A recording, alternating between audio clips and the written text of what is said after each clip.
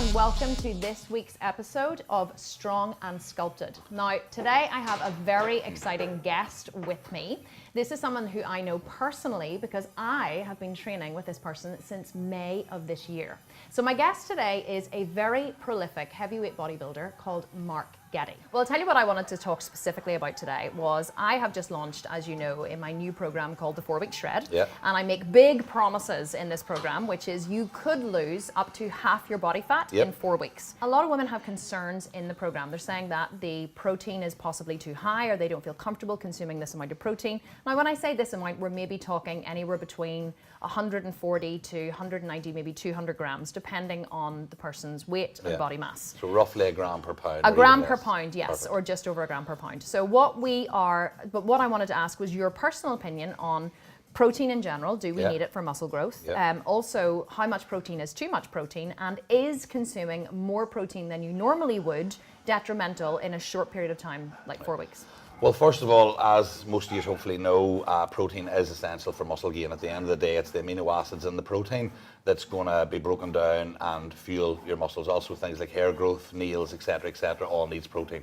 So if your gain, or if your goal, is to increase muscle mass and lose fat, you obviously need to increase the muscle, or you increase the protein in your diet. Right. For me personally, a gram per pound isn't a high amount. It's a normal amount. I've seen me taking in up to 2 grams per pound of body weight, and even higher, especially when I'm dieting, so to keep my body anabolic and not falling into catabolism and burning off muscle tissue. Now, sorry, I have to go on. Tell me a little bit about anabolic and catabolic first, because many of our listeners won't actually know what that is. Anabolic basically means that your body's in an anabolic state, which means it's muscle building, muscle sparing and muscle building, which means basically you're giving your body the correct nutrition in order to build and maintain muscle mass. Catabolic's the opposite. Catabolic is when your body is in an environment non-conducive to muscle growth, i.e. you're not taking in enough nutrients in order to facilitate even gaining muscle and certainly even losing muscle. Do you know what I mean? So for proper bodybuilding or health or anything, you always want to be in an anabolic state, i.e. taking in enough calories, nutrition, protein in order to facilitate muscle growth. Yeah, because when I'm prepping, I would usually aim for, especially when I'm on lower carbs towards the end, I would always aim for, I would aim for 2.2 grams per kilogram of body weight. I'm not sure what that is in pounds, but just in general in off season. But whenever I'm prepping, and I'm low calorie, I can go up to 3 grams per kilogram of body weight. Protein's one of the best. Protein at the end of the day, obviously all calories being equal, you can maintain or lose and gain fat, depending on how much your calories are taken in. So if your protein is too high in terms of your calorie intake, you can, lose fat, or you can, gain fat. But at the end of the day, all things being equal, if your diet and your calories are balanced, and your protein intake's high, it's going to stop the body, burning muscle, which will in turn speed up your metabolism, which will in turn help your body lose fat. So that's why when we're prepping as we go on, our protein intake tends to be higher to keep our body in that anabolic state and help our body switch the metabolism and the overdrive, which will in turn help the body burn fat. And is it going to harm the kidneys? No, not after 4 weeks. At the end of the day, obviously, to me the kidneys are a fantastic organ. They're a flushing system for the body. They get rid of waste. But if you think about normal people in society, they're drinking alcohol, they're doing recreational drugs, they're doing whatever else. These things all harm the kidneys too, but they don't harm them after 1 week. They harm them over a prolonged period of time. It's the prolonged period of time of doing something wrong or doing a lot of things wrong, i.e. most people in general life maybe are taking in a lot of protein, alcohol, fatty foods, etc. So if you're doing all these things week in, week out, month in, month out, year in, year out, obviously the kidneys are going to take a whack on down the line, but if you're doing it for 4 weeks, if you go on a mad drinking binge, and I'm not suggesting anybody here does, but if you do it for 4 weeks, realistically, you're not going to damage your kidneys. So taking in even 10 grams of protein per pound of body weight isn't going to damage the kidneys after 4 weeks. Yeah, but that's actually a really good point, and it's something I never thought of. People change and they come into this kind of 4-week shred, which is, whole vegan food, exercise. So we're doing everything they tell you to do. We're exercising more, we're eating less, we're being healthy, there's no alcohol. None of that is coming into play here, but yet people are worried about ruining their kidneys. So basically the only thing you could sort of way saying is damaging your kidneys, but there's not, is the protein. Like if all you've got to consider is protein intake to your kidneys, you're definitely a lot better than 90% of the population. Right. If you think about it. It's something that I actually never thought of, but it is so true. We beat our kidneys, we beat our digestive systems, we beat everything. like you said, we give it alcohol, we give it processed food, we give it too much sugar, you know, the Diet Coke and Splenda and whatever else, you know, these things are not good for our body, but yet we pour them into them every day, and then suddenly we change to a very healthy diet and with lots of exercise, and we worry that we're having too much protein. Do you know what I mean? Yeah, it doesn't really seem to make sense whenever you put it in. Is that people often say, you know, there's the whole myth about you can't get you know, you can't get enough protein on a non-animal based diet, on a vegan diet, which obviously I kind of bust that myth out the window because I have a good amount of muscle and I don't eat any animal products. But I mean, there's, in your personal opinion, is there one superior source of protein, or as long as you're getting your protein and your amino acids, does it matter what source it comes from? Protein, no matter where it comes from. There was this big belief years and years ago about staggering your sources and getting your source of protein from different methods. You know, as long as there's 22, 23 amino acids and you're getting it from a full spectrum of amino acids, it doesn't matter whether it's animal-based, plant-based, powder-based, anything.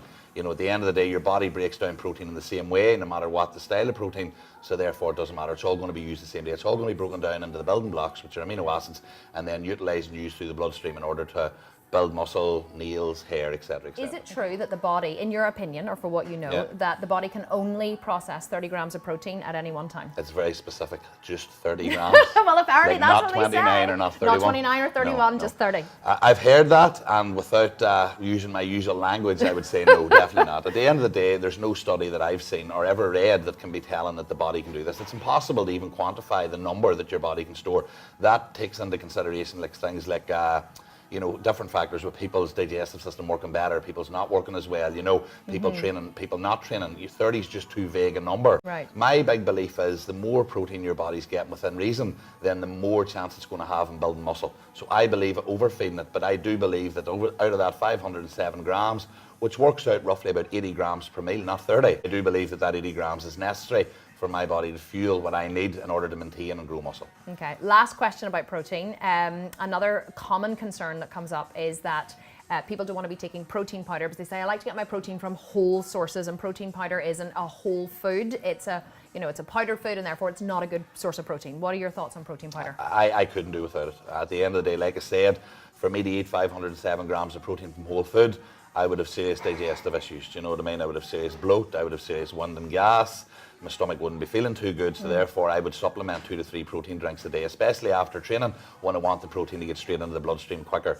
So to me, I think it's a myth again. You know, everybody, every athlete that I know, every person that I know uses protein powder. If that, again, it wasn't the case, why is it suggested and pushed onto us? You know, I have guys that help me out, you know, well up the chain, and protein powders are always prevalent in my diet. Yeah, well, they are in mine too. I mean, I always teach my girls that it's almost impossible on a vegan diet to reach your protein requirements without supplementing with protein powder. But this isn't something that just vegans have to do. This is something everybody, that professional I would take a bodybuilders do. I would take a protein drink first thing in the morning, straight after training, and again before I go to bed at night. That's exactly what I do. Religiously 7 days a week. Do you know what I mean?